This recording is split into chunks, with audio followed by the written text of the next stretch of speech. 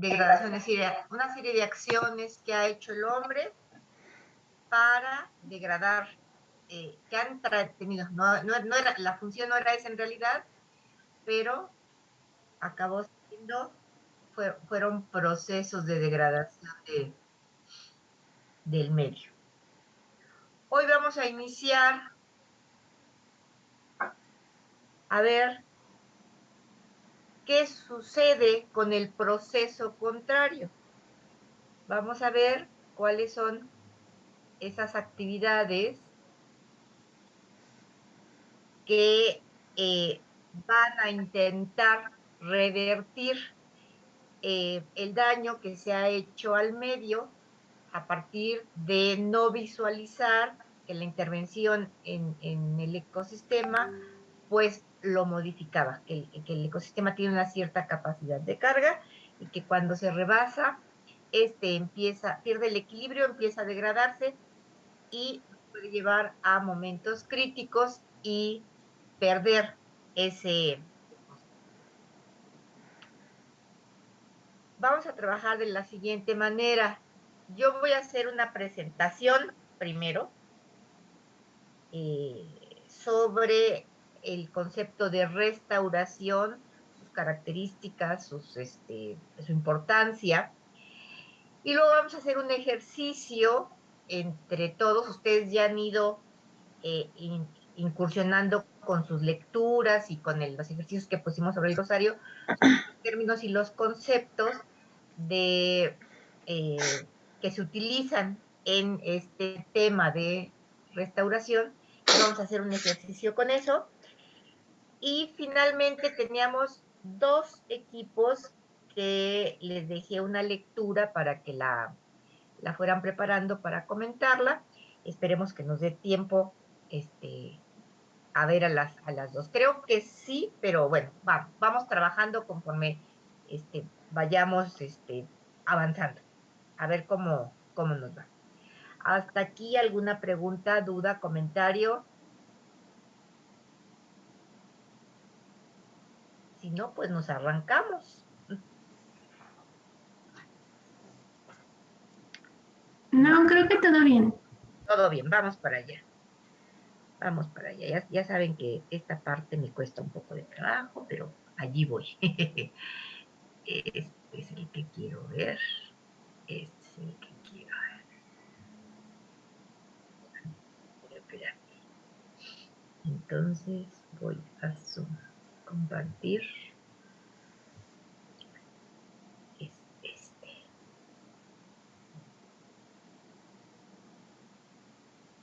Vamos a ver el modo de presentación.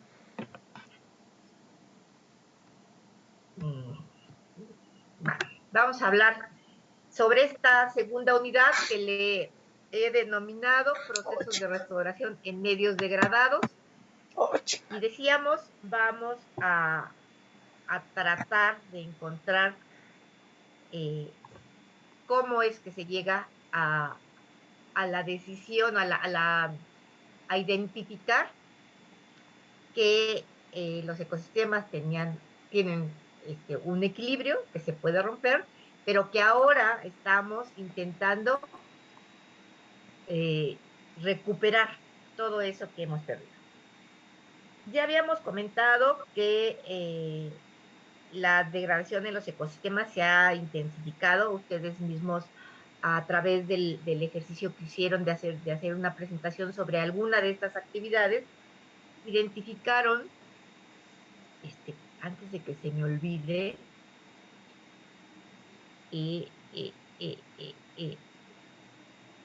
me voy a permitir hacer a alguien, coanfitrión, que luego se me olvida y luego se me cierra la presentación. ¿Alguien en particular quiere o escojo a alguien al azar? A mí no, a mí no. Buenos días, profe. Si quiere yo. Ay, eso, salvando el evento siempre. Le voy a hacer coanfitrión, así si se me cierra la sesión, no se les cierra a todos. Perdón, pero para poder seguir avanzando. Entonces estábamos diciendo que al darnos cuenta de que la degradación de los ecosistemas se empezó a degradar en medida más allá de las capacidades de los propios ecosistemas, ¿sí? Entonces empezamos a voltear nuestros ojos a ver qué pasará con el medio. Y entonces entramos a este concepto, a este término de restauración, que con la intención de recuperar lo perdido. Este proceso de restauración se da prácticamente en todos los sistemas. Lo podemos utilizar en el sistema urbano, en los sistemas naturales, en los sistemas de hábitat de la propia fauna, ¿no? O hábitat inclusive nuestra, desde el punto de vista también de los paisajes, todas, o sea, en todos los aspectos de la vida prácticamente podemos incorporar este concepto de restauración. En un principio se hablaba de restauración prácticamente de sistemas naturales y volteamos con nuestros ojos pues a las áreas naturales y empezamos a generar esto que llamamos áreas naturales protegidas. Luego nos dimos cuenta que nuestras mismas propias zonas productivas, ¿no? Todas las zonas de cultivo, estábamos perdiendo suelos, estaba bajando la productividad y se empezó a investigar qué es lo que pasa. Y entonces volteamos a ver nuestros ojos a la importancia de conservar todas estas áreas productivas para el propio sostenimiento del hombre. Y entonces podemos ver la restauración desde los sistemas agroecológicos, los sistemas agroforestales, y este nuevo concepto ahora que tenemos, que es muy actual, de la utilización de especies nativas, preferirlas sobre las exóticas. Entonces, la restauración es un concepto amplísimo que podemos incorporar en casi todas las actividades, acciones que vamos a tomar sobre el medio. Y es más, no que vamos a tomar, que debemos de tomar. Estoy hablando del término restauración desde el sentido más amplio, porque allí van a entrar una serie de conceptos y entre ellos para el de conservación y rehabilitación, ¿sí? Que es nuestro tema de trabajo. Si hablamos un poco de los antecedentes,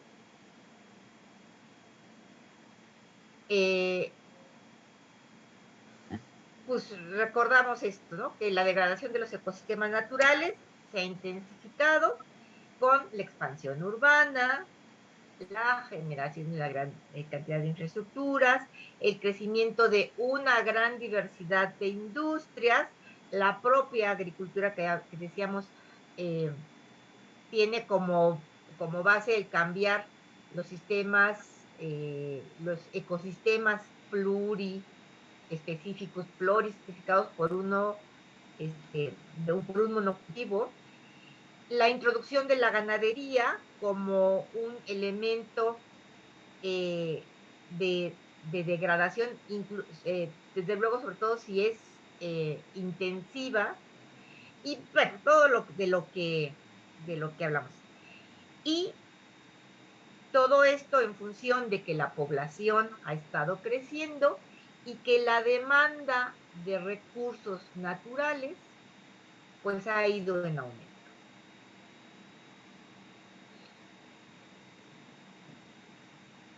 En la década de los 70, ¿sí?, es cuando se inicia esta alarma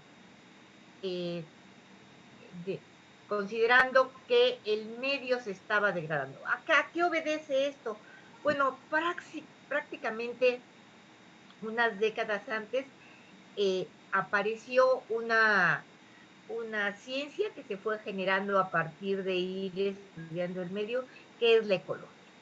Y entonces la ecología dice que hay una serie de relaciones que se establecen en el sistema, en el medio, y que si nosotros rompemos esas relaciones, el sistema pierde su equilibrio.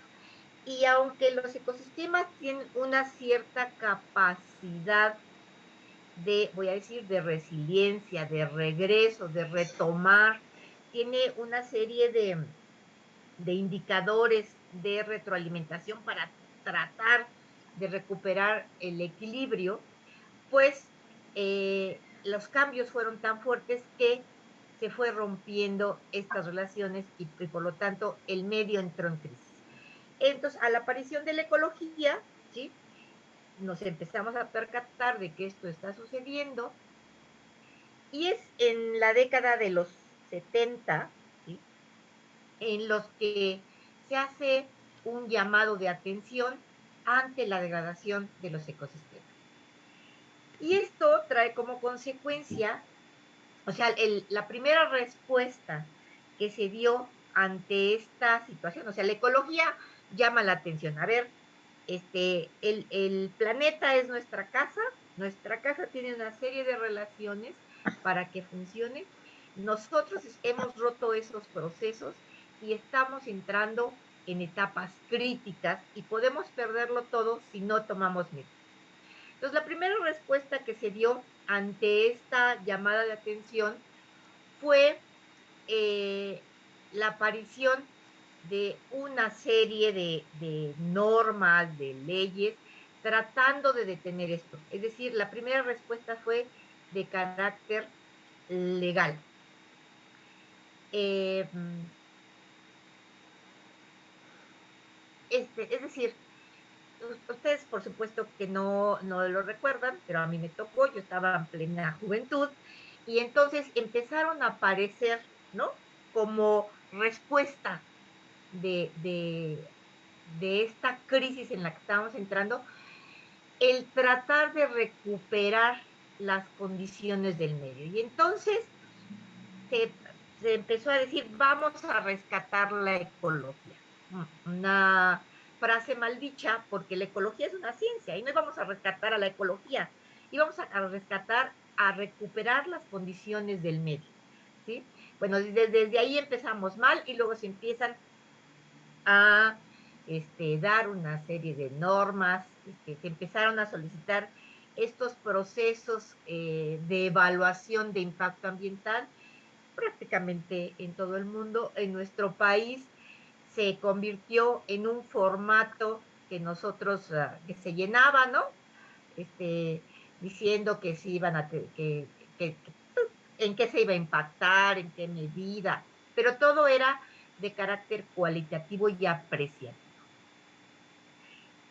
Es entonces que volteamos a ver nuevamente a la ciencia y a la técnica a través de la investigación para identificar con toda claridad cómo es que estaban funcionando esas actividades, esas acciones que estábamos haciendo sobre el medio y empezar a formar y a informar, ¿no?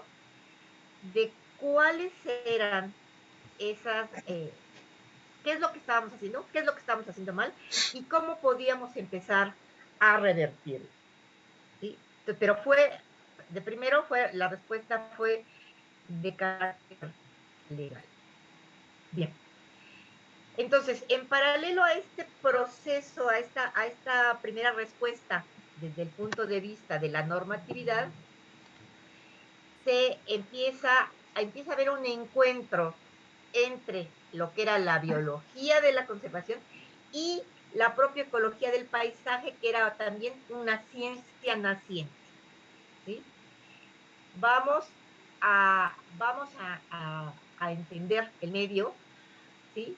Pero lo que nos interesa de conocer el medio es que como ya lo degradamos tanto, pues ahora queremos revertirlo, recuperarlo, rehabilitarlo.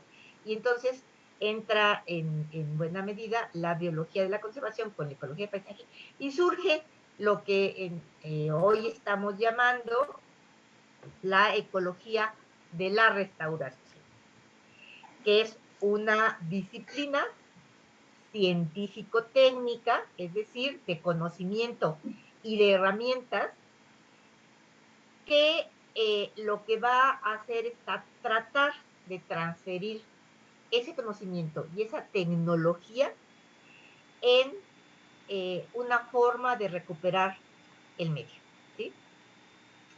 Y entonces aparece en el 88 en nuestro país, ¿sí?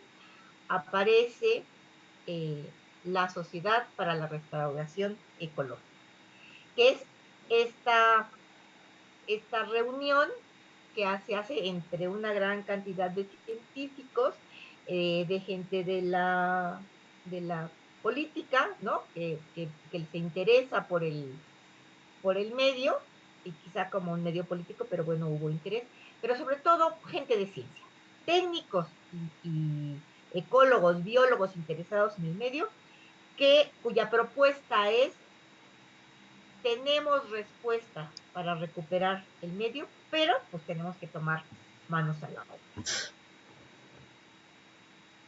Entonces, a partir de este momento, la llamada restauración ecológica ha sido reconocida desde muy diversas perspectivas. Desde luego los científicos y los técnicos que fueron quienes tomaron la iniciativa para esta recuperación, y se incorporaron administrativos, políticos, asociaciones sociales, etc. Pensando a esta restauración ecológica como un proceso, como una serie de conocimientos que nos permiten revertir la degradación de los ecosistemas. Y desde luego lo importante de esto es que lo que buscamos es recuperar el medio para que nos garantice el suministro de bienes y servicios, ¿sí? Y es aquí cuando surge esta palabra de sostenible o sustentable. Cuando se inicia el estudio de la ecología, el problema de la ecología es que estudiaba desde un punto de vista muy biológico, muy ambiental, muy ecológico. Y pues veía la parte ambiental como independiente de todo lo demás. Desafortunadamente, nuestra sociedad se maneja o la dirige la economía. Y entonces, pues la economía y la ecología no se llevaban, ¿sí? Y entonces empiezan a acuñarse una serie de conceptos. El primer concepto que trata de unir a la economía con la ecología es el ecodesarrollo. El ecodesarrollo, el término ecodesarrollo lo acuña Ignasi Sachs, ¿sí? En los 70, y habla de esto, de podemos seguir desarrollando, ¿sí? A los países en economía, pero ojo, veamos que no dañemos el medio. Después del concepto de ecodesarrollo, se habló de desarrollo sustentable y luego de desarrollo sostenible. Y cada uno de estos términos tiene sus asegúnes, ¿no? Se ve con sus pequeñas diferencias. Pero lo muy importante que tenemos es que hoy nos damos cuenta que tenemos los conocimientos científicos, inclusive los conocimientos técnicos, y que lo que tenemos que hacer es esta sinergia con los aspectos de política, de administración y cultura social. O sea, la sociedad también tiene que aprender la importancia de la restauración, ¿sí? Incorporar en nuestra vida diaria cómo es que estamos generando nosotros una huella ecológica en el medio, ¿sí? De carácter negativo, y cómo podemos revertirla. Bueno,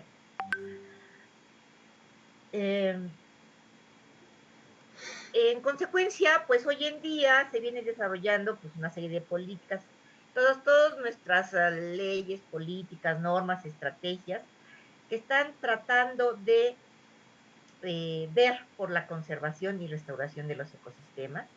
Y ahora desde este concepto que es la sostenibilidad, que también es un concepto harto difícil de definir. Bien. A nivel mundial, pues la ONU desarrolla, hace una gran reunión como lo hace esta organización a nivel mundial y prepara una serie de documentos para ver cuáles son los objetivos de este concepto de desarrollo sostenible. ¿Alguien podría definir qué entiende por desarrollo sostenible? Axel. Por lo que recuerdo, era el aprovechamiento de los recursos que no comprometan a las generaciones futuras y un equilibrio ambiental, económico y social. ¿Sí? O sea, lo que está tratando de hacer este desarrollo sostenible, esto que ya nos había dicho en un principio el ecodesarrollo de una manera muy sencilla, ¿no? Hay una relación entre la ecología y el desarrollo, podemos juntarlas. Hoy en día, este desarrollo sostenible en esta reunión de las Naciones Unidas, lo que hizo fue buscar una serie de es decir, definir cuáles son los objetivos de este desarrollo a nivel mundial y que todas y cada una de las naciones se incorpore a estos mismos. Vamos a ver este videíto que nos habla de una manera rápida sobre qué es cuáles son estos objetivos. Bonito, ¿verdad? ¿Y si echamos un vistazo más de cerca? Parece que esto no tiene buena pinta. Miles de millones de personas viven en la pobreza. La mitad de la población mundial sigue teniendo menos derechos y posibilidades solo por el hecho de ser mujer. Aún no están asegurados todos los derechos humanos para todas las personas. Siguen aumentando las desigualdades entre personas ricas y pobres entre unos países y otros. Sufrimos altos índices de contaminación y pérdida de biodiversidad. Tenemos un modelo de vida que no respeta los límites biofísicos del planeta. En septiembre de 2015, conscientes de esta realidad, los líderes mundiales adoptaron en el seno de Naciones Unidas un acuerdo, la Agenda 2030 y los Objetivos de Desarrollo Sostenible. Se trata de un acuerdo internacional sin precedentes, con vigencia hasta el año 2030, y que reconoce la importancia de abordar a la vez la lucha contra la pobreza, el cuidado del planeta y la disminución de las desigualdades. Pero, ¿cuáles son sus contenidos? 5 elementos fundamentales. Personas. No dejar a nadie atrás. Dignidad e igualdad de todas las personas en un medio ambiente saludable. Planeta. Colocar la protección del planeta en el centro. Prosperidad. Transformar las economías para disfrutar de una vida próspera y plena en armonía con la naturaleza. Paz. Propiciar sociedades pacíficas. Alianza. Crear una alianza mundial entre los diferentes actores. Y para conseguirlo se propone los ODS, los Objetivos de Desarrollo Sostenible, que son los siguientes. 1. Fin de la pobreza. Poner fin a la pobreza en todas sus formas y en todo el mundo. 0. Poner fin al hambre. Lograr la seguridad alimentaria y la mejora de la nutrición y promover la agricultura sostenible. 3. Buena salud. Garantizar una vida sana y promover el bienestar de todas las personas a todas las edades. 4. Educación de calidad. Garantizar una educación inclusiva y equitativa de calidad y promover oportunidades de aprendizaje permanente. 5. Igualdad de género. Lograr la igualdad de género y empoderar a todas las mujeres y niñas. 6. agua potable y saneamiento. No creo que se pueda. La gestión sostenible del agua y el saneamiento. 7. Energías sostenibles. Garantizar el acceso a una energía asequible, fiable, sostenible y moderna. 8. Empleo y crecimiento económico. Promover el crecimiento económico, el empleo pleno y productivo y el trabajo decente. 9. Innovación e infraestructuras. Construir infraestructuras resilientes, promover la industrialización inclusiva y sostenible y fomentar la innovación. Reducción de las desigualdades. Reducir la desigualdad en los países y entre ellos. 11. Ciudades y comunidades sostenibles. Para que las ciudades y los asentamientos humanos sean inclusivos, seguros, resilientes y sostenibles. 12. Consumo y producción sostenibles. Garantizar modalidades de consumo y producción sostenibles. 13. Siempre y clima. Dar medidas urgentes para combatir el cambio climático y sus efectos. 14. Vida submarina.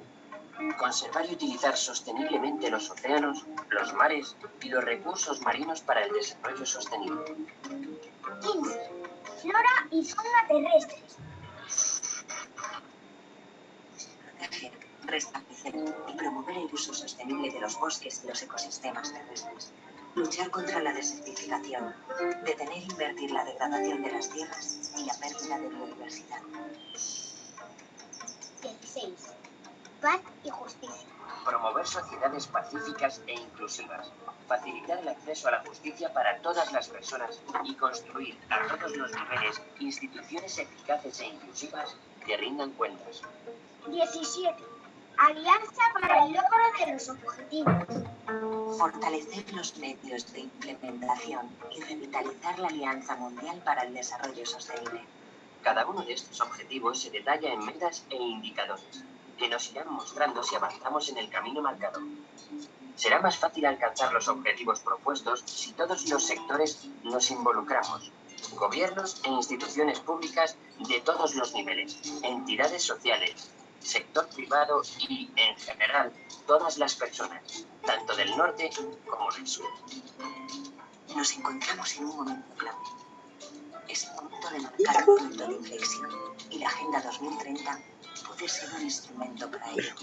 Todos y todas tenemos un compromiso con el planeta en el que vivimos y con las personas con las que compartimos. Bonito, ¿verdad?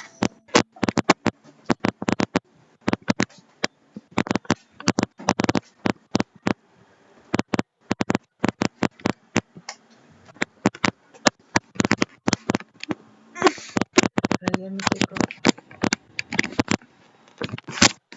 cerrar este. No sé cómo hacer para cerrar el.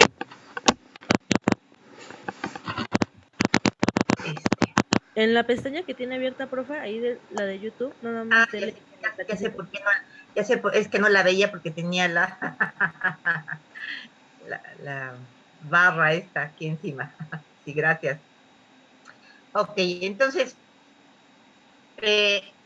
como ven, este documento es amplísimo y toca muchos temas. Lo interesante de esta es ver cómo se inserta nuestro país en estos objetivos, cuáles retoma, cómo los trabaja. Hay que identificar cuáles son las acciones a las que se compromete nuestro propio país. Y lo más importante es identificar cómo nosotros no, ustedes, arquitectos paisajistas, cada quien desde su, cómo se inserta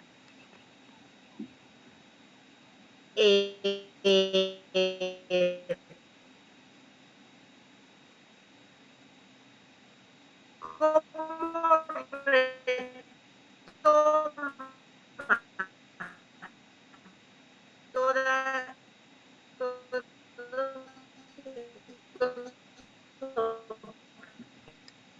No, verga, nada más me cambié de cuarto.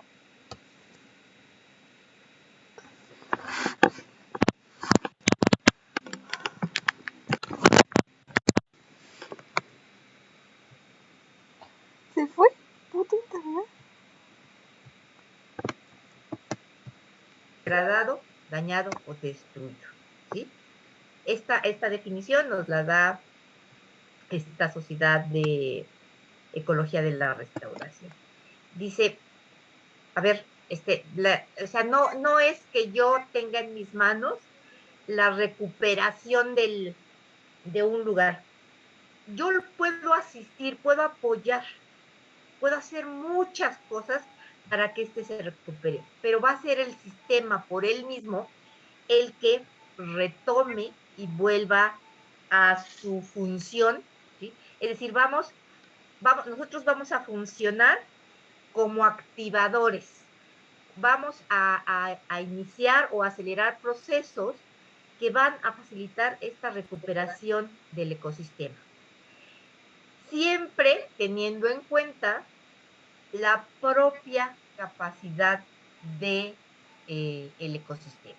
Acuérdense que dependiendo de qué tan fuerte haya sido la degradación, pues al sistema le va a tomar más o menos tiempo para volver a un estado de equilibrio.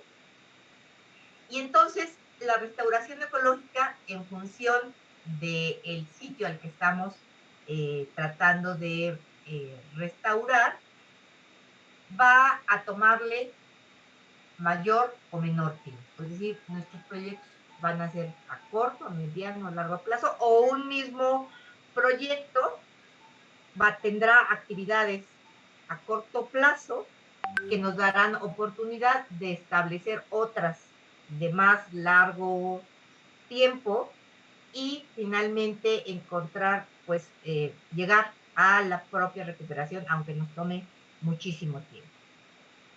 Si hay preguntas, dudas o comentarios, por favor, me detienen, ¿sí? ¿Cuáles son las características de la restauración? O sea, restaurar implica muchas cosas. Y ya dijimos que la restauración responde a conocimiento científico. Entonces, para restaurar tenemos que conocer, tenemos que saber cómo, ¿sí? Se trata de un conocimiento que ha sido generado por los científicos, por los técnicos, y que se ha ido probando poco a poco. Entonces, esto es importante. La restauración implica un conocimiento, ¿sí? Luego, la otra parte muy, muy, muy, muy importante es que implica un diagnóstico.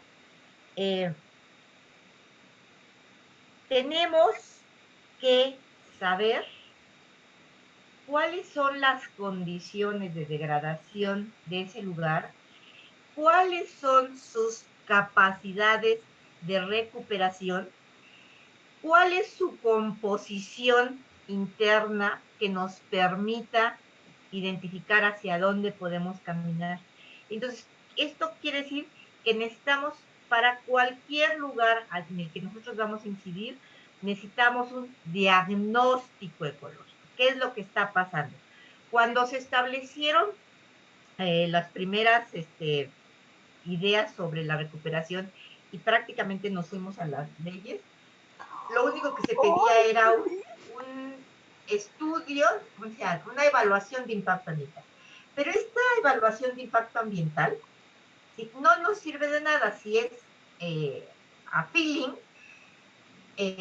Tendríamos que hacer, para hacer un diagnóstico, un buen diagnóstico, hacer un estudio de impacto ambiental, es decir, reconocer cuáles son esos factores que han incidido en el lugar, con qué fuerzas están incidiendo, qué es lo que han modificado, cómo lo han modificado, para poder intervenir un sitio. Pues el diagnóstico ecológico es importantísimo.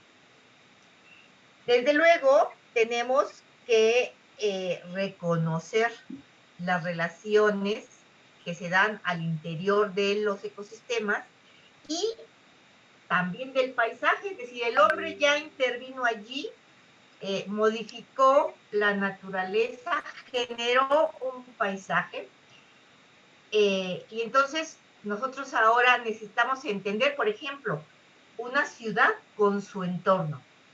tenemos que saber qué tipo de relaciones se han establecido para saber por dónde vamos a incidir en la restauración o en la recuperación, o a lo mejor solo en la rehabilitación de ese sistema. La otra característica muy importante es que tenemos que visualizar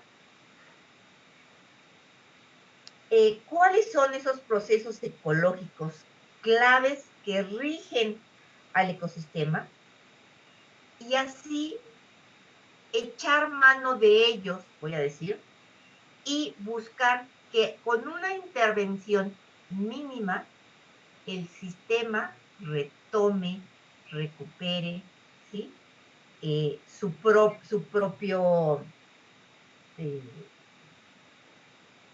sistema, ¿sí?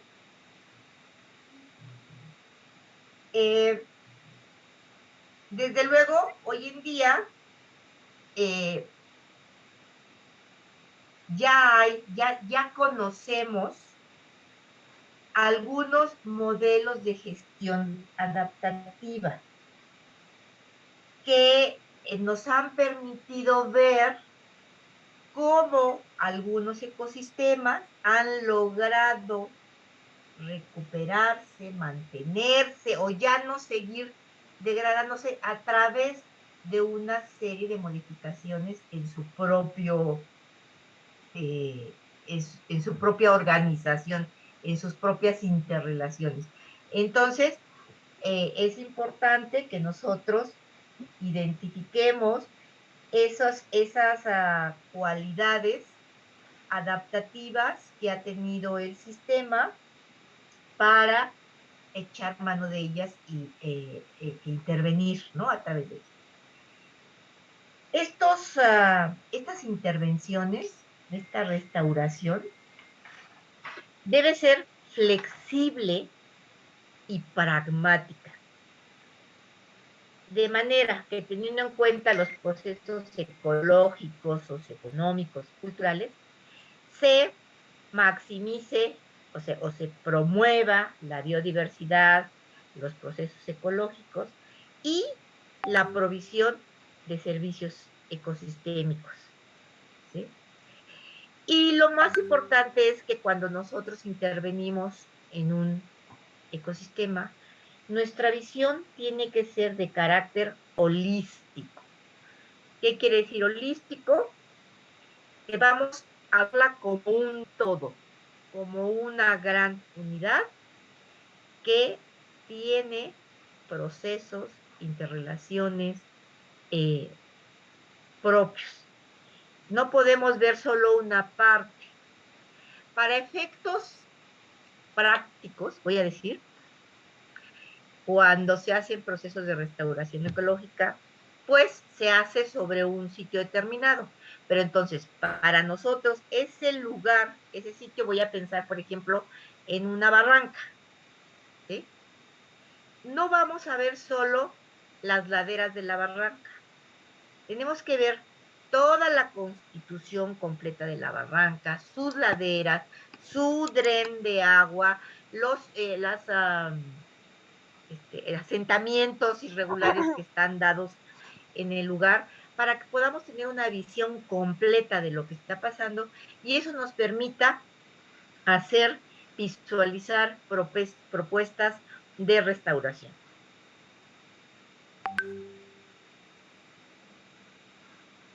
Ya en la práctica, entonces, nosotros podemos hacer procesos, es decir, intervenir en la restauración de los sitios desde dos perspectivas. Desde intervenir con una actividad concreta, hacer una serie de acciones que se hacen en el sitio, o insertando una metodología para la recuperación, por ejemplo, metodología para la recuperación de barrancas, y en esa metemos todos los criterios que se tienen que tomar en cuenta cuando uno va a intervenir una barranca, o cuando ya estoy interviniendo en una barranca, cómo voy a manejar las laderas, cómo voy a manejar la corriente de agua, cómo voy a manejar los asentamientos irregulares, etc. Y la otra perspectiva es desde la generación de instrumentos de planificación que van desde toda la normatividad, políticas, planes, programas y proyectos, hasta la gestión, la administración de esas actividades y la regulación de las mismas. Por eso es que cuando nosotros vamos a intervenir un lugar, tenemos que revisar todas las legislaciones, normatividades, reglamentos que inciden en ese proceso. A veces son normas de carácter ambiental, pero muchas veces son de carácter urbano, de transportación, etcétera, que aparentemente no van a incidir en la restauración, pero sí lo van a hacer porque vamos a entender qué es lo que nos está pidiendo una legislación y otra, y que todas están incidiendo en el mismo lugar. Yo les comentaba que cuando trabajamos el libro de áreas verdes, trabajé sobre la Alameda del Sur, para entender qué es lo que pasaba en la Alameda del Sur. Lo que estaba trabajando era vegetación, ¿no? ¿Qué pasaba con la vegetación de este lugar? ¿A qué respondía tal diversidad de especies? ¿Por qué había muchas chiquitas y otras gigantescas? ¿Por qué predominaban los pavimentos sobre las áreas verdes? Bueno, pues al ir buscando, resulta que había 15 instancias gubernamentales con sus normas y sus reglamentos que incidían en el manejo de la Alameda del Sur. Y cada una de ellas lo hace de manera individual. No hay una autoridad que las conjunte a todas para el manejo, por ejemplo, de la Alameda del Sur. Entonces es harto difícil, ¿no? Trabajar con esto, pero lo que sí es importante es que nosotros tenemos que conocer esos instrumentos de planificación, y quién sabe más adelante ustedes, pues se desarrollen profesionalmente en esta área, en el desarrollo de políticas, de normas, de programas, ¿sí? Que incidan sobre la restauración de algunos lugares. Las intervenciones en un lugar desde el punto de vista de la restauración ecológica pueden ser una restauración ecológica activa, ¿sí? Que consiste en la intervención directa sobre un lugar, en su estructura, en sus elementos, en sus componentes, con el fin de rehabilitarlo, restaurarlo, recuperarlo, revitalizarlo, y todos estos términos que hemos estado conociendo, ¿sí? Pero digamos, es tomar acción directa sobre esa restauración. O la podemos ver desde el punto de vista pasivo, en el que tenemos un lugar en el que hay degradación, pero la intervención es mínima. Más bien se va a tratar de eliminar los factores causantes de la degradación, dando oportunidad al ecosistema que éste se recupere por él mismo. Lo ideal es hacer una restauración ecológica pasiva, pero en realidad esta intervención, ya sea que sea activa o que sea pasiva, va a depender más bien de los grados de degradación en la que encontremos el lugar al que nosotros vamos a intervenir. En algunos lugares, con que eliminemos, por ejemplo, en algún lugar de selva baja que vemos que se está degradando, que la vegetación está desapareciendo, pues a lo mejor el factor daño es la ganadería extensiva, esta, ¿no? Que nunca me haya ganado, sobre todo chivas y borregos, ¿no? Que son ramoneros de raíz, pues eliminando este tipo de ganadería es suficiente y el sistema va a recuperarse por él mismo. O es más fácil recuperar, voy a decir, la selva alta que la selva baja, porque las condiciones de temperatura y humedad en la selva alta prácticamente permite que cualquier semilla empiece rápidamente a germinar y empieza a generar vegetación secundaria. En cambio, en la selva baja, en las condiciones de sequía y de altas temperaturas, pues dificulta que las plántulas crezcan si no están bien protegidas, ¿no? Entonces, en función de las características del sitio, nosotros vamos a definir si esta intervención nuestra va a ser activa o pasiva. Sí, Citlali.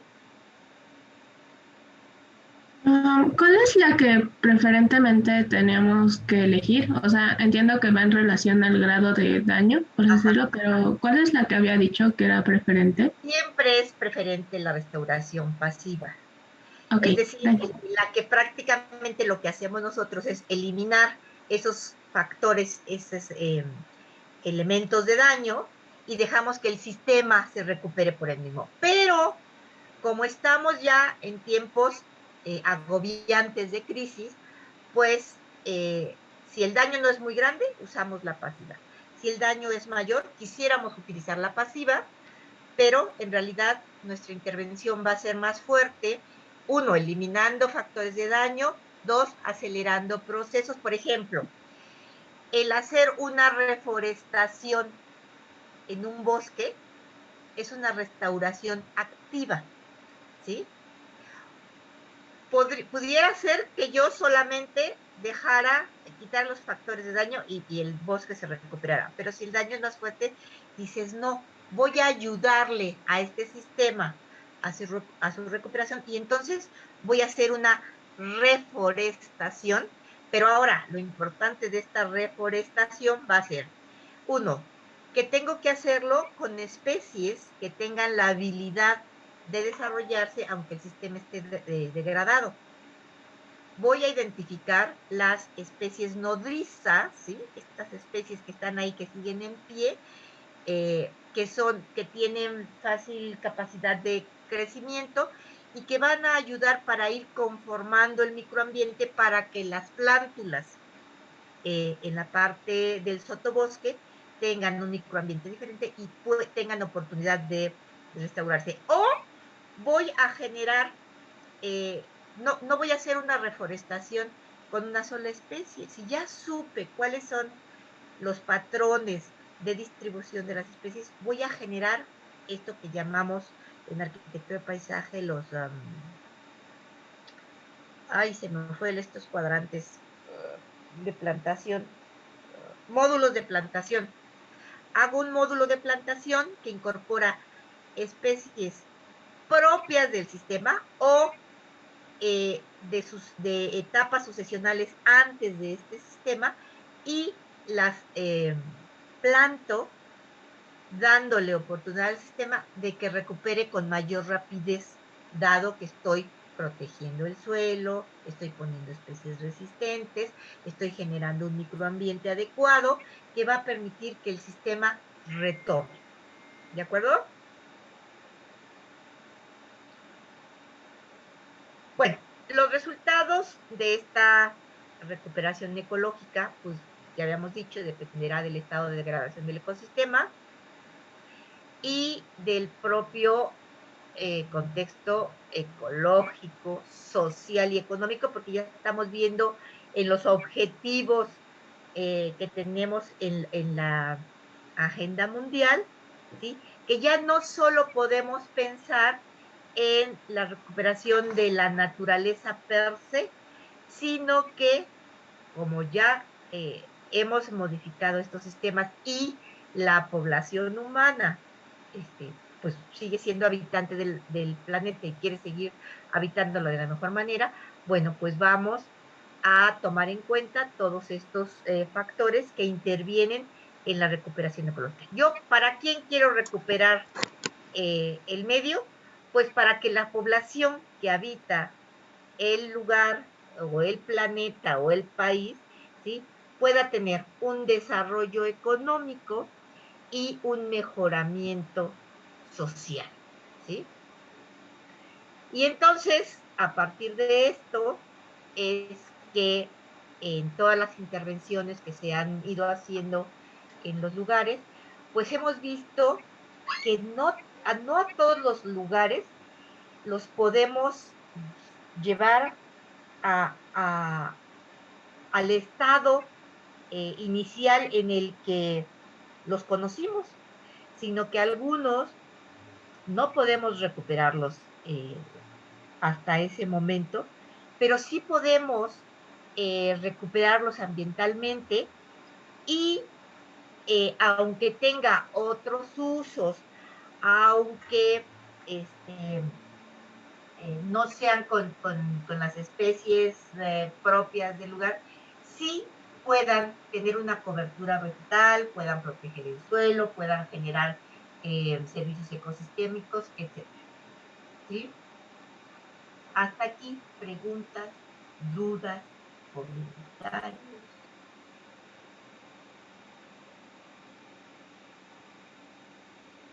Vamos a ver este videíto para terminar esta parte.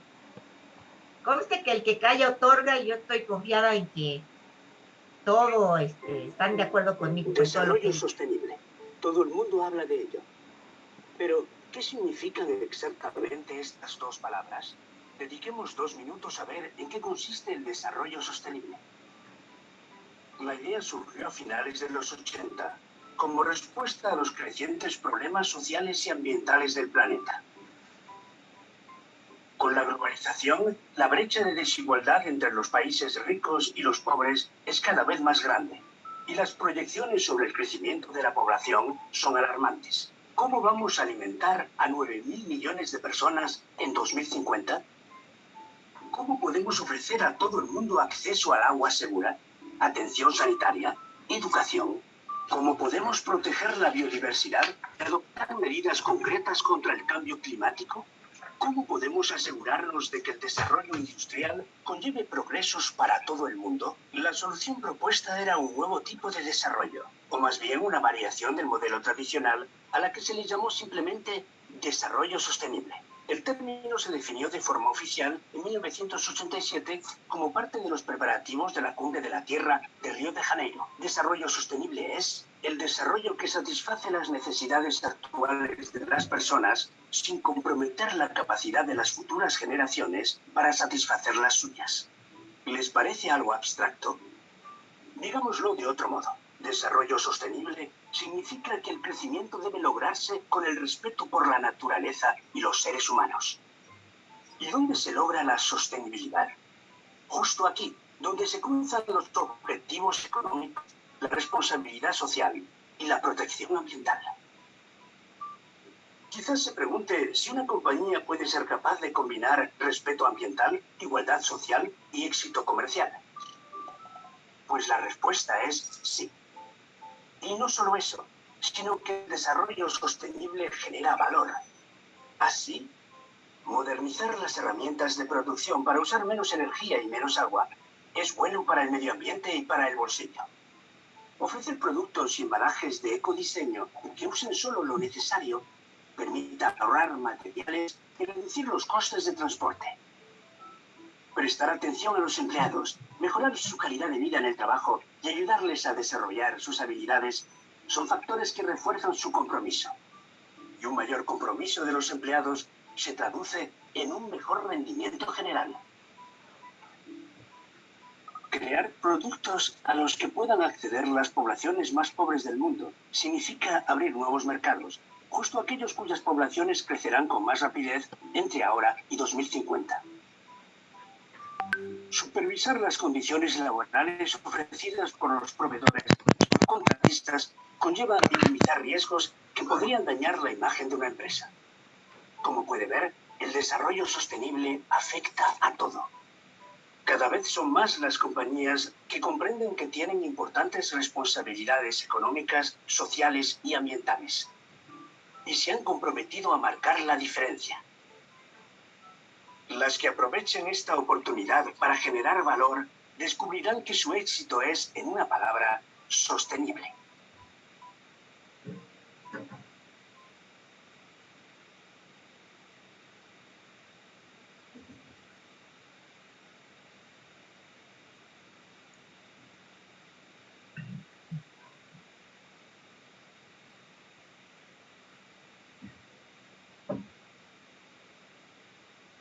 UNESCO y Unión Europea para la gobernanza de la red. Otra vez estoy en la misma. Aquí, no, espérenme ya. Aquí. Bueno, hasta aquí, chicos. Preguntas, dudas, comentarios. ¿Todo bien? Sí, bueno, todo bien, en parte todo Sí, bien. todo bien. Vamos a trabajar entonces. Yo les hice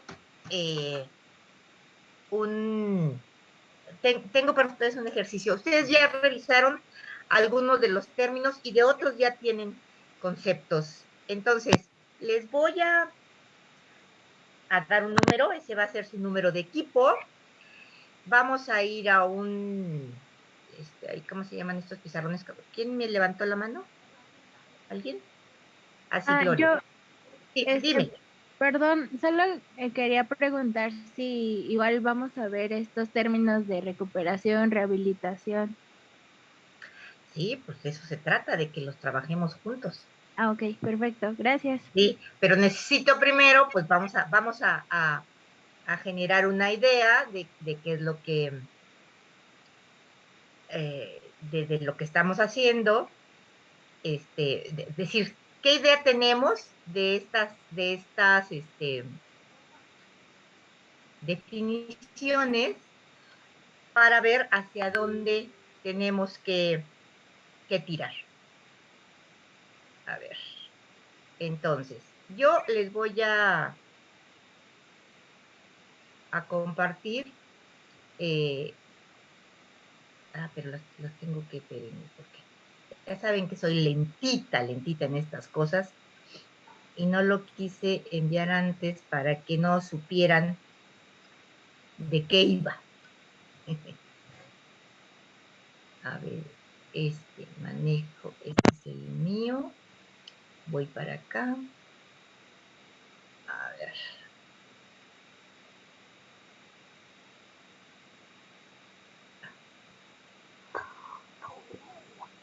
Déjenme, ¿cómo se llama esto? Conservación y rehabilitación.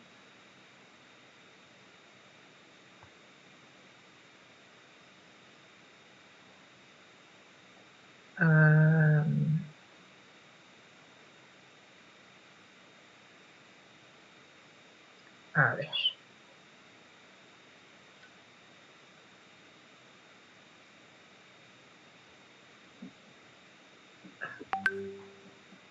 Ay, qué horror.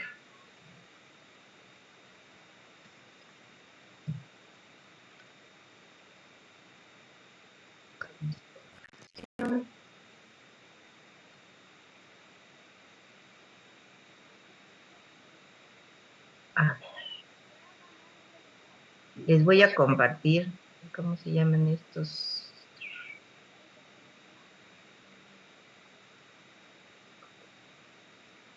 Va.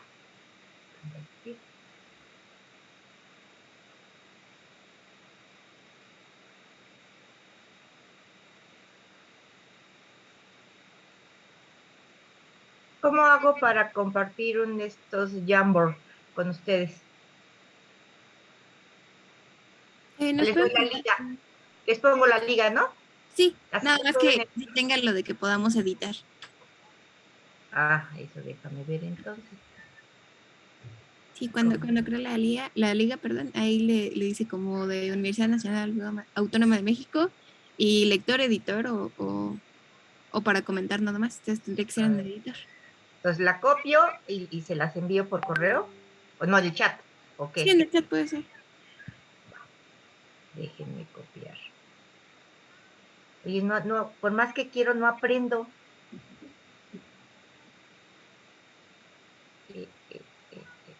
A ver, por más que quiero, no aprendo. A ver, chat, ¿dónde está?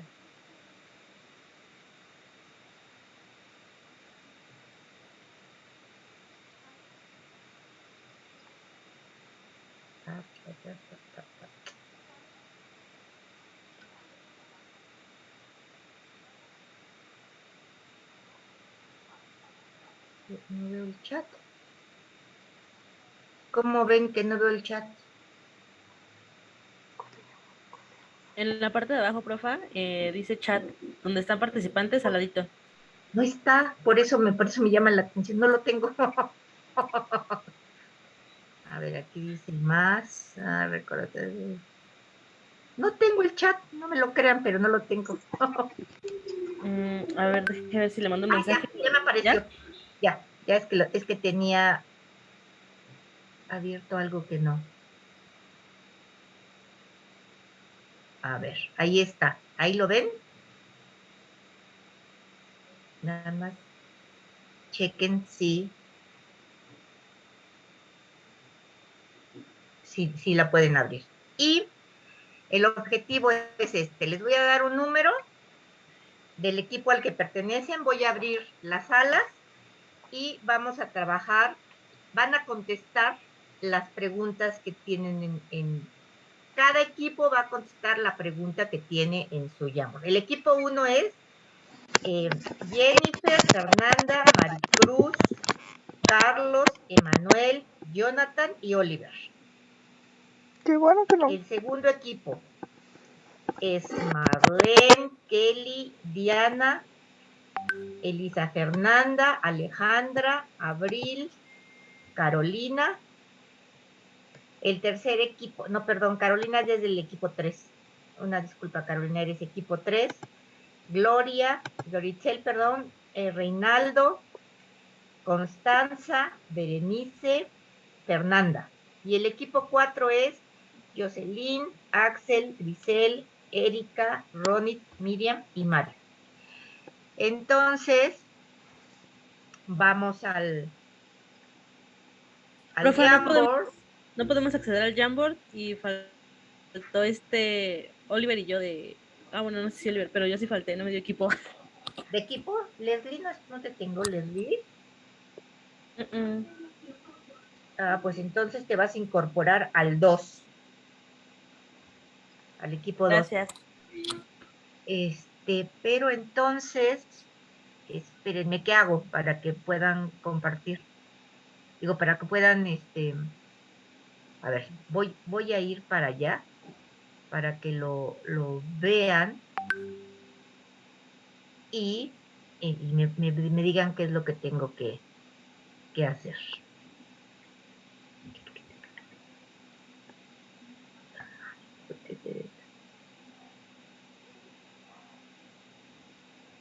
Quiero compartir.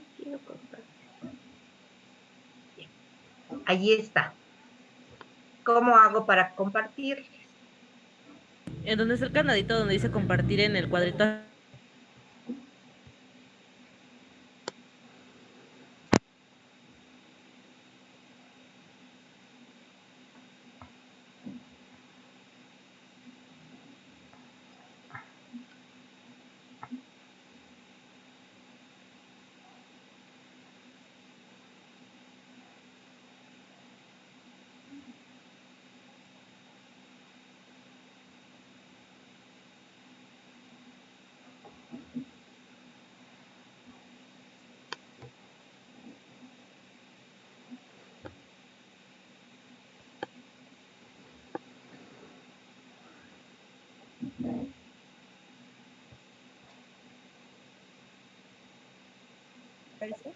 Sí.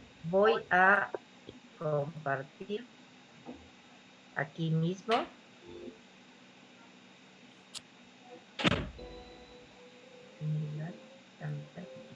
Cualquier persona Ah, no, ahí aquí que tiene que ser editor.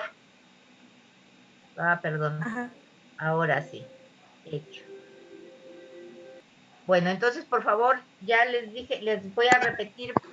Equipo 1 es Jennifer, Fernanda, Maricruz, Carlos, Emanuel, Jonathan y Oliver. Equipo 2, Marlene, Kelly, Diana, Elisa Fernanda, Alejandra, Abril y Leslie. Equipo 3, Reinaldo, ya me perdí, aquí voy.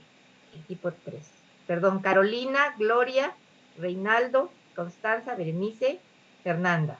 Y equipo 4, Jocelyn, Axel, Grisel, perdón, Jacqueline, Grisel, Erika, Ronit, Miriam y Mario. Tenemos 10 minutitos, ¿les va bien? Sí, profe. ¿Va? Por favor, pónganme en un cuadrito en la parte superior izquierda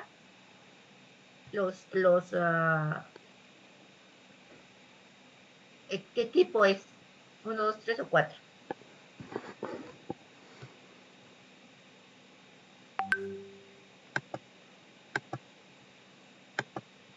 Disputan. Degradado, es restaurar su salud e integridad, y también que es volver a rehabilitar la ecología de un ecosistema. Por otro lado, en la restauración tenemos que es una herramienta, apoyo para la recuperación. O sea, como en ambos casos se habla de una parte que está degradada y que hay que reparar. Ajá. Igual como parte de restaurar, encontramos que en la ley de equilibrio ecológico la definición de que es un conjunto de actividades tendientes a recuperación y el restablecimiento de las condiciones que propician la evolución y continuidad de los procesos naturales. Entonces, ya tomando ambas y tratando de hacer esta distinción, encontramos que la principal diferencia es que la restauración ecológica es un conjunto de procesos de recuperación. O sea, la restauración está por encima de la recuperación. Es un concepto mucho más amplio. Ajá, y este va a ser que va a tener como objetivo recuperar la degradación de los ecosistemas. Ajá, o sea, la restauración es un concepto mucho más amplio que engloba a muchos otros conceptos. La recuperación es un término que se utiliza para hacer una restauración, pero que recupera el lugar, el medio, aunque no sea con las especies propias del lugar. O sea, se recupera un sitio degradado utilizando, por ejemplo, especies que no son propias del lugar o no son las del estado climático del sistema, de la comunidad, pero estamos recuperando ese lugar en cuanto a cobertura vegetal, en cuanto a protección de suelos, en cuanto a recuperación de servicios ecosistémicos, etcétera. Si yo quisiera regenerar, haría esa recuperación del sitio con las especies propias del lugar, o sea, la volvería a su estado original. Cuando regenero, lo llevo a su estado original. Cuando recupero, lo llevo a un estado bueno de desarrollo, pero no como estaba en su principio. Y la restauración engloba a estos dos y a otros muchos más conceptos. Digamos que el proceso, el concepto de restauración es el que engloba a todos los demás. ¿Sí? ¿Preguntas, dudas, comentarios? ¿Todos de acuerdo? Sí, yo un comentario. Sí. No sé si recordarán, pero por ejemplo, en mi equipo expusimos minería, fue hace 2 clases. Ajá. Les di un ejemplo de una de un proyecto que se hizo en España después de terminar con una minería. Entonces, la idea realmente era de restauración, pero al final el proyecto terminó en una recuperación. Es decir, o sea, en principio se buscaba que se tuviera como un estudio del lugar previo a la actividad minera, pero al final el producto de eso fue una recuperación nada más. O sea, no se volvió exactamente al lugar como estaba antes, solamente se... No sé si ustedes conozcan en Monterrey esta fábrica de acero, ¿cómo se llama? Se me fue la palabra. Hicieron un parque muy famoso de Monterrey. Se me fue la palabra. Sí, perdón, fundidora. Sí, la fundidora de Monterrey. El parque fundidora, eso era una fábrica de acero.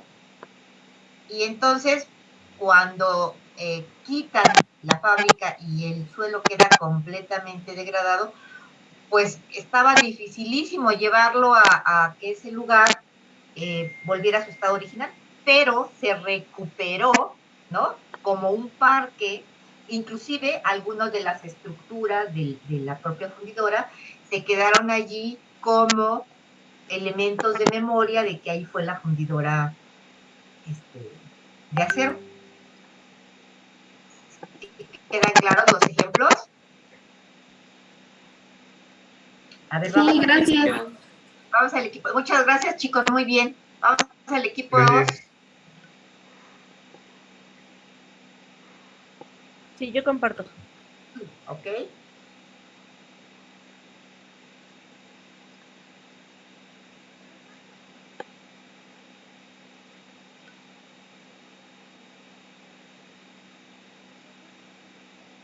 Tenemos aquí otros dos términos, rehabilitación y revitalización.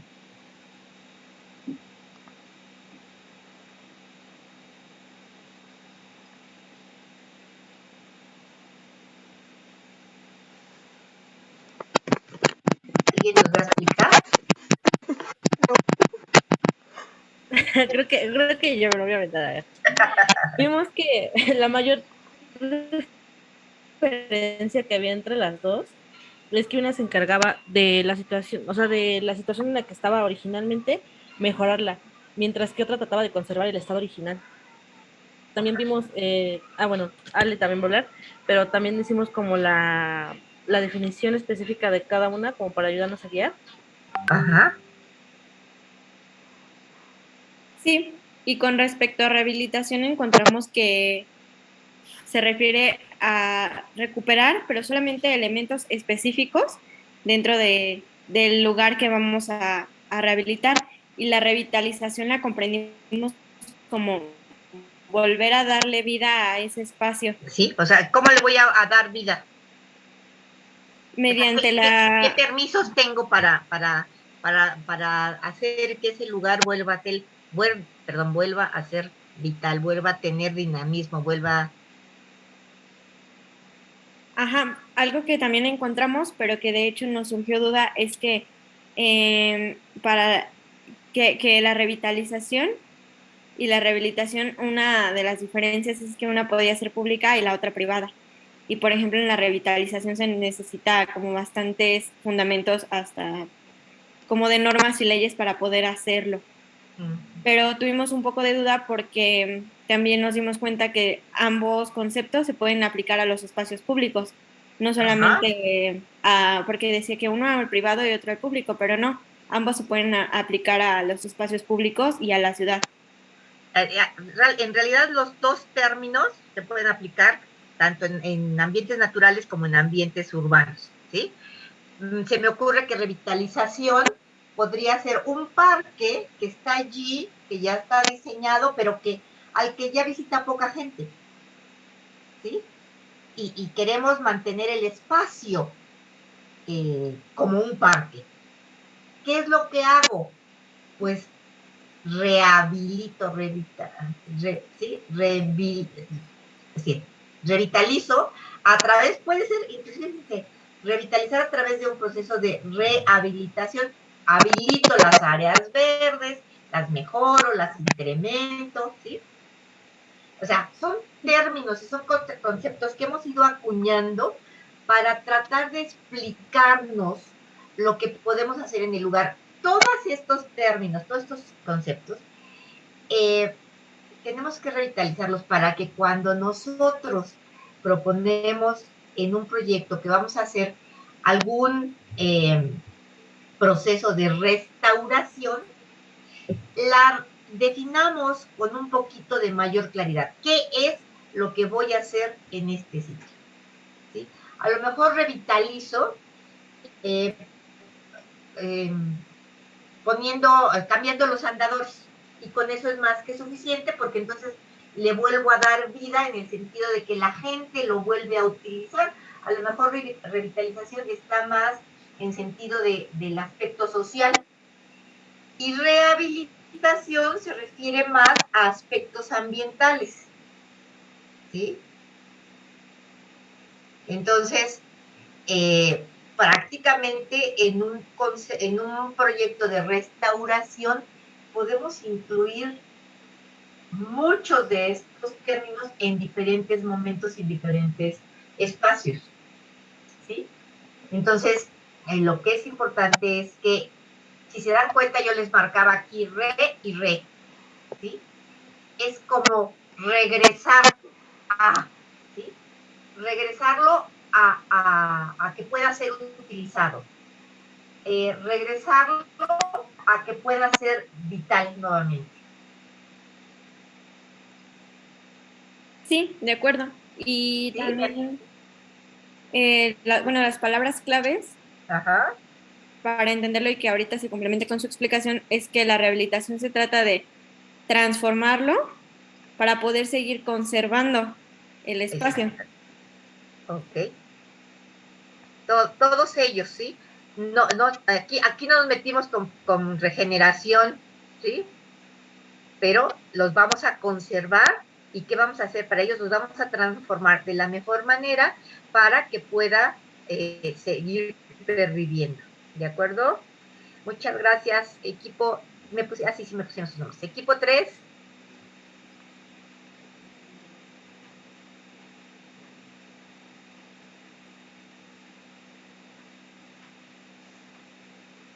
Equipo 3. Vamos.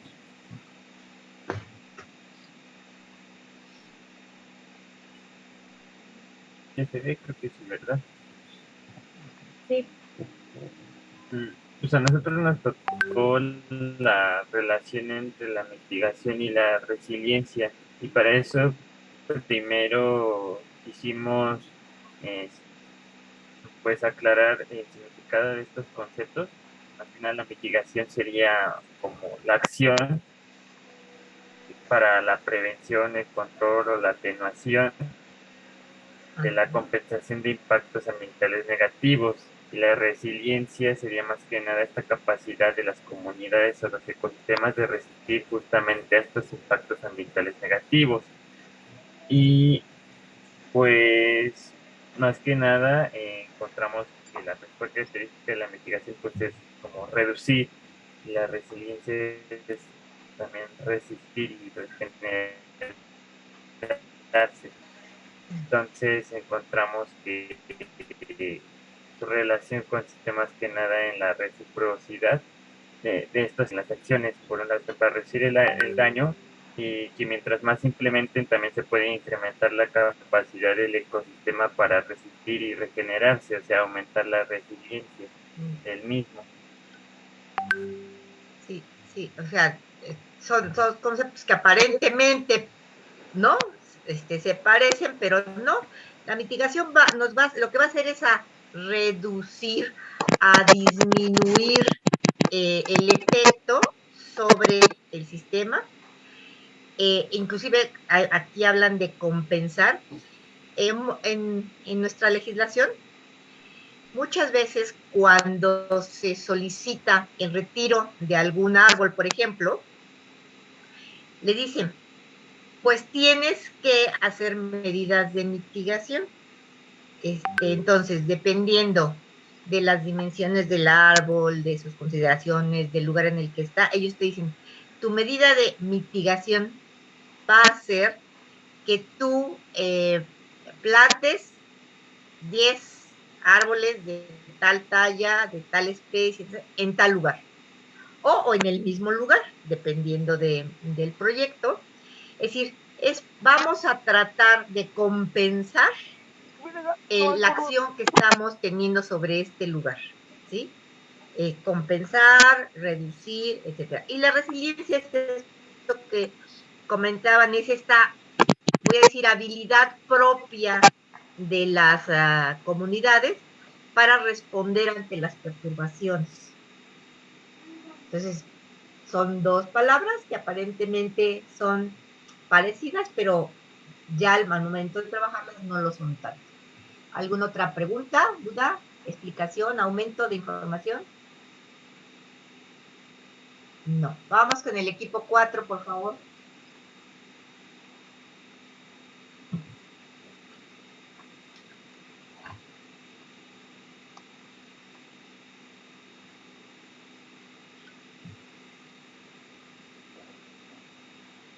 ¿Quién nos va a compartir? Ya iba. Gracias, Miriam.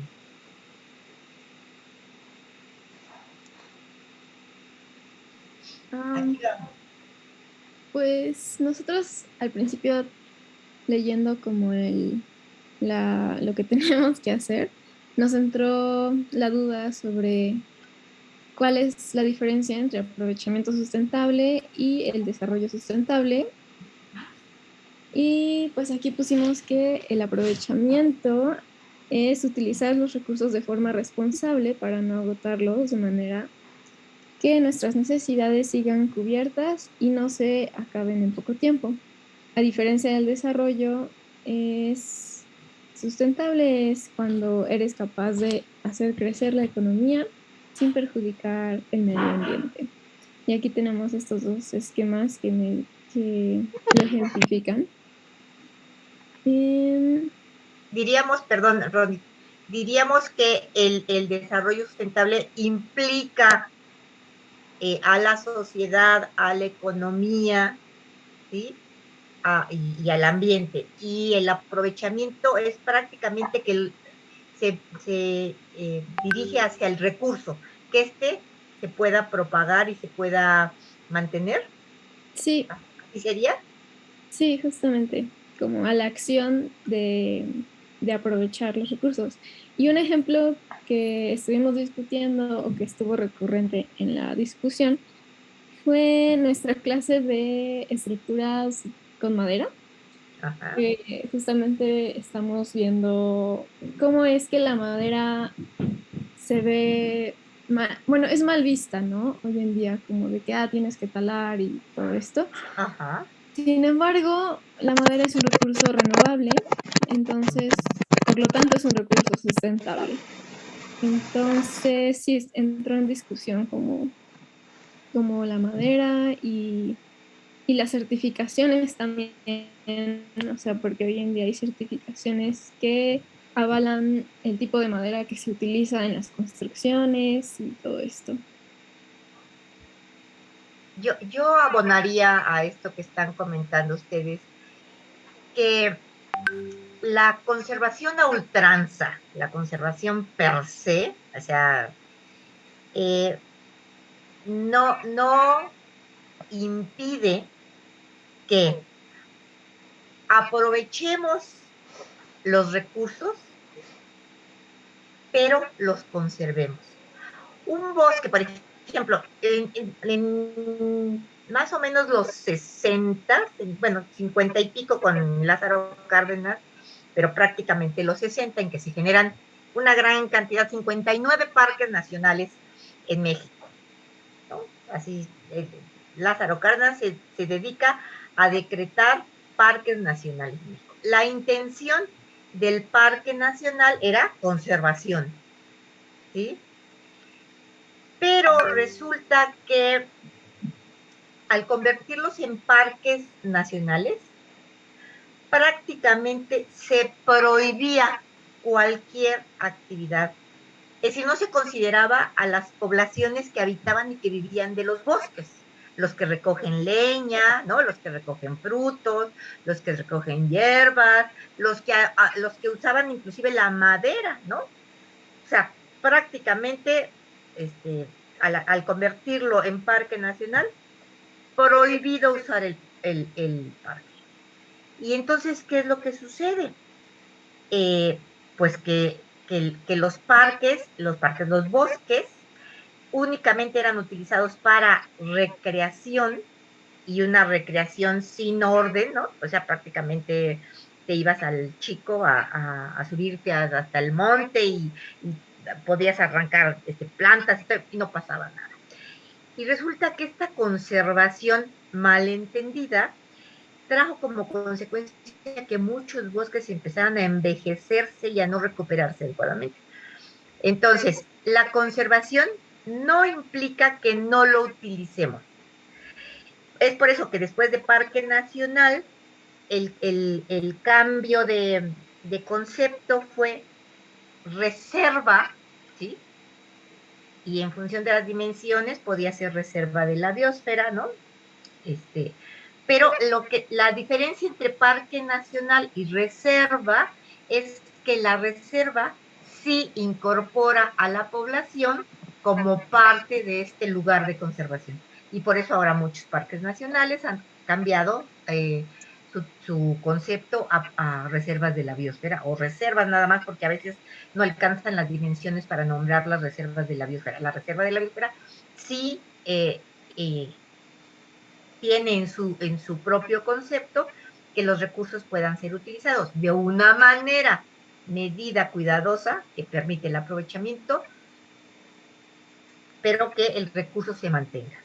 Entonces, sí, ya se me fue la idea que les iba a decir. O sea, me hice tantos líos que ya no les puedo explicar bien. Bueno, pero todo este concepto de aprovechamiento sustentable, ¿sí? ¿Qué relación tiene con la arquitectura de paisaje?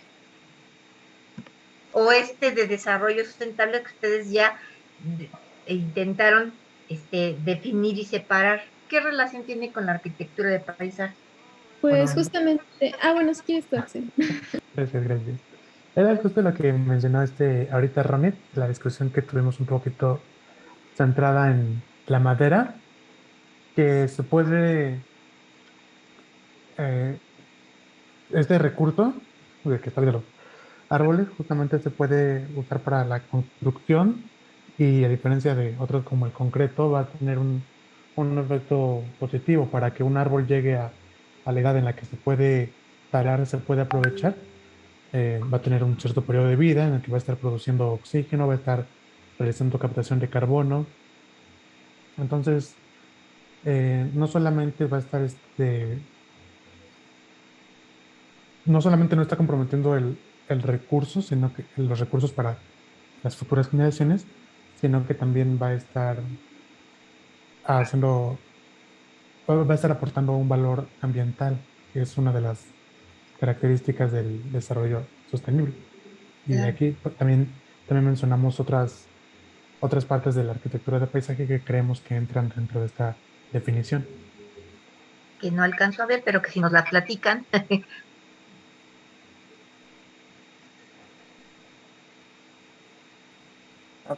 Pues justo también hablábamos de que desde la arquitectura de paisajes existen prácticas de intervención que garantizan el buen aprovechamiento de recursos. Hablábamos de ecotecnias, por ejemplo, en infraestructura de captación de agua pluvial. Justo eso. Y también intervenciones paisajísticas que tengan que ver con recuperación de ecosistemas degradados. Y que justo esto se combina con el desarrollo sustentable, porque se pueden hacer intervenciones que no entorpezcan el desarrollo económico social de alguna comunidad o una ciudad. Exacto.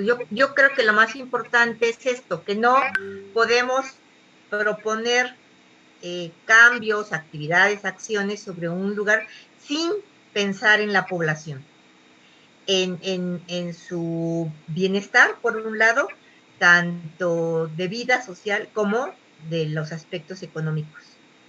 Y siempre pensando en mantener el recurso. ¿Sí? Muchas gracias. Pues yo quería que viéramos hoy mismo las lecturas que les dejé. Hoy envié otras 2 lecturas para otros 2 equipos. Solo le mandé a una persona del equipo.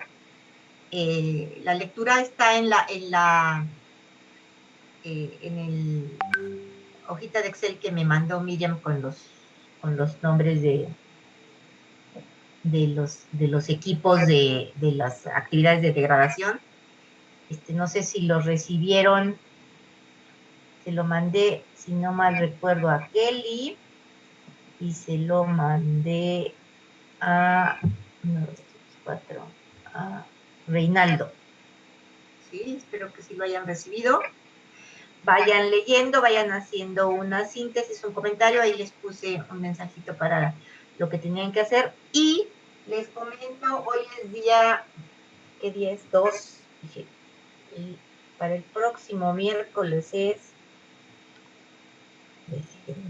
miércoles 9. Sí, el próximo miércoles vamos a tener la clase juntos los 2 grupos.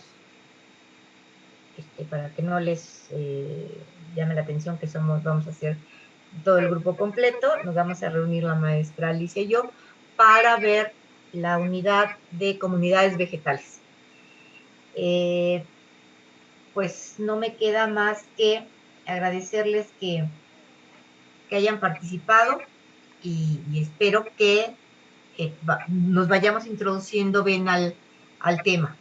¿Sí? Vayan preparando los que ya les di su lectura, para que yo creo que la vamos a revisar el día 17, 16, miércoles 16. ¿De acuerdo? Sí. Kelly, ¿qué pasó? Kelly nos tiene una pregunta.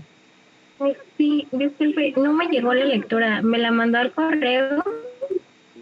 Te la mandé no me llegó. Ahorita te la vuelvo a enviar. O a alguien más del equipo. Ahorita sí, muchas gracias. La checo y la envío de una vez para que... A ver, aquí algo dice que... No sé. Bueno. Ahorita mismo te la reenvío. No, claro. Pues si no hay más, que estén bien, que tengan buen provecho, que ya es la hora de la comida. Y aquí nos seguimos encontrando.